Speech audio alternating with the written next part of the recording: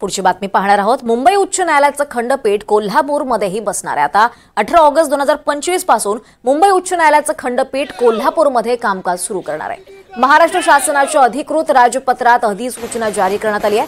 या निर्णयामुळे कोल्हापूर, सांगली, सातारा, सिंधुदुर्ग आणि रत्नागिरी जिल्ह्यांमधील जनतेसाठी फायदा होणार आहे।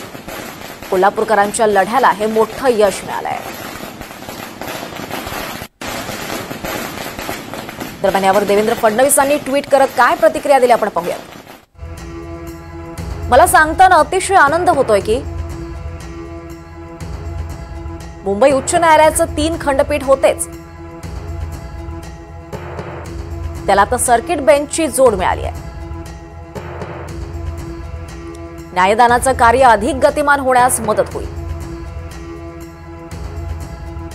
कोल्हापूर आणि या आजूबाजूच्या सर्व जिल्ह्यातल्या सोलापूर असेल, सांगली असेल, सातारा असेल, रत्नागिरी असेल, सिंधुदुर्ग या सगळ्या जिल्ह्यातल्या लोकांची 40 वर्षाची मागणी कोल्हापूरमध्ये खंडपीठ व्हावं, सर्किट बेंच व्हावं ही भूमिका होती। आणि आज तो सुवर्ण दिवस आम्हाला कोल्हापूरकरांना आणि पश्चिम महाराष्ट्राला पाहायला मिळतोय की सर्किट बेंचची सुरुवात आता 18 तारखेपासून कोल्हापूरमध्ये होतोय।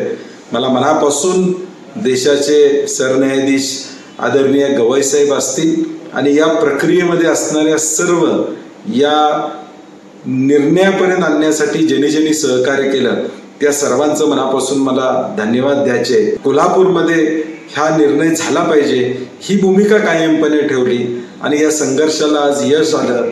शाहू महाराजांच्या भूमीमध्ये 18 तारखेला याची सुरुवात होते, याचा मनापासून आम्हाला आनंद आहे। पक्षकारांच्या गेल्या 43 वर्षांच्या आंदोलनाला हे यश आहे। न्याय आपल्या दारी ही भूमिका माननीय सर्वोच्च न्यायालयाचे सरन्यायाधीश भूषण गवई यांनी पहिल्यापासूनच जोपासली आहे। त्यास मुंबई उच्च न्यायालयाचे मुख्य न्यायमूर्ती यांनी दुजोरा दिला। महाराष्ट्र शासनानं देखील त्या गोष्टीला दुजोरा दिला। त्यामुळं गेल्या 44 वर्ष त्यापैकी गेली 34 वर्ष आंदोलन करून हे जे यश मिळालेलं आहे हे यश या सामान्य जनतेचं यश आहे। नवोदित वकिलांना या ठिकाणी चांगल्या संधी मिळतील, त्याचबरोबर पक्षकारांनाही न्याय आपल्या दारी आल्यामुळं स्वस्तात व पारदर्शक न्याय मिळेल याची मला खात्री आहे। खूप खूप आनंद झाला।